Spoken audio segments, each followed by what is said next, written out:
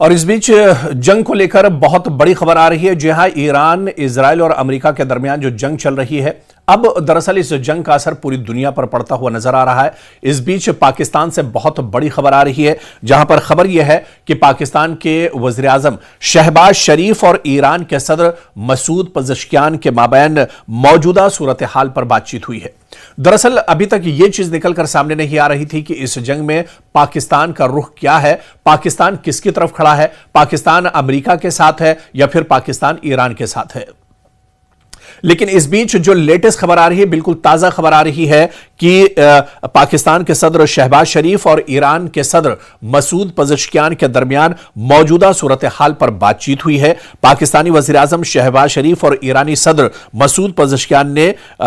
ये एक टेलीफोनिक बातचीत की है और इस गुफ्तगू में खित्ते की मौजूदा सूरत हाल पर उन्होंने तबादला ख्याल किया है। दोनों रहनुमाओं ने बदलते हालात में करीबी राब्ते और मशावरत जारी रखने पर जोर दिया है। तो एक तरह से इस जंग के शुरू होने के 12-13 दिनों के बाद अब यह तस्वीर एक तरह से साफ हो रही है कि पाकिस्तान इस जंग में ईरान के साथ एक तरह से खड़ा है और शहबाज शरीफ और पज़ेश्कियान जो ईरान के सदर हैं, उनके दरमियान फोन पर टेलीफोनिक बातचीत हुई है। काफी देर तक यह बातचीत हुई है और इस जंग के जो मौजूदा हालात हैं, खित्ते पर इसके क्या कुछ असरात होंगे, उसको लेकर एक तरह से बात हुई है। दरअसल आप देखिए, क्योंकि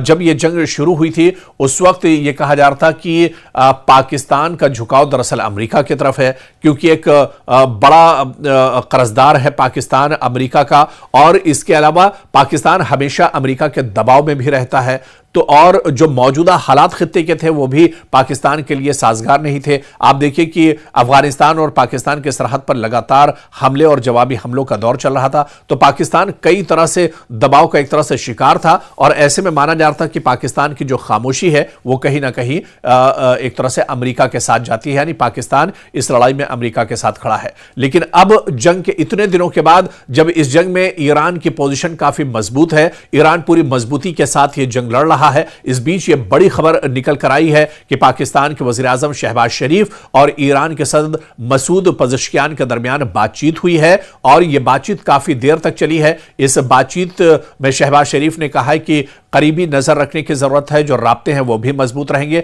और हर हालात पर एक तरह से हम नजर रखेंगे। दरअसल ये पाकिस्तान की कमजोरी भी है, क्योंकि पाकिस्तान और ईरान का जो बॉर्डर है, तकरीबन 900 किलोमीटर का बॉर्डर दोनों ममालिक में मिलता है, यानी पाकिस्तान और ईरान हमसाया ममालिक है। ऐसे में अगर जंग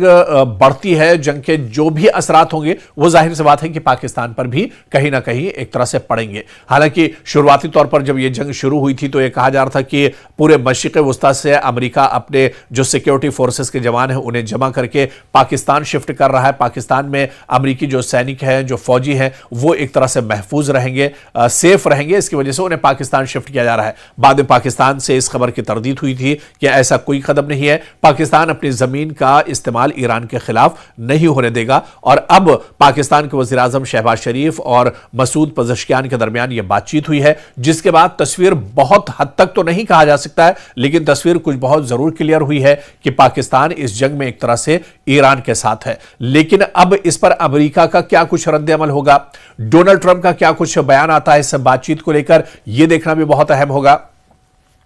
क्योंकि डोनाल्ड ट्रंप शुरू से ही ये मानकर चले हैं कि इस जंग में पाकिस्तान अमेरिका के साथ है, अमेरिका और इजराइल के साथ एक तरह से पाकिस्तान भी है। लेकिन पाकिस्तान ने जिस तरह से ईरान के साथ अब करीब आया है पाकिस्तान, तो ऐसे में डोनाल्ड ट्रंप का क्या कुछ रद्द अमल होगा, यह देखना भी बहुत अहम होगा। या फिर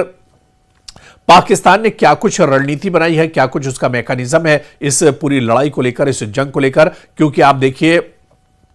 अबनाए हुर्मुज में पाबंदी लगाने के बाद पाकिस्तान में हालात बहुत ज्यादा खराब है। पाकिस्तान में ऑयल, गैस, एनर्जी की इतनी ज्यादा किल्लत है, जिस तरह की वहां से तस्वीरें आ रही हैं कि लोग परेशान हैं। सरकार ने एहतियातन कई बड़े कदम उठाए हैं और इसी तरह से वर्क फ्रॉम होम कर दिया गया है, गाड़ियों का इस्तेमाल कम कर दिया गया है। तो पाकिस्तान में भी हालात दरअसल इस जंग का पूरे असरात जो है पाकिस्तान पर पड़ रहे हैं। ऐसे में पाकिस्तान का ईरान के करीब जाना,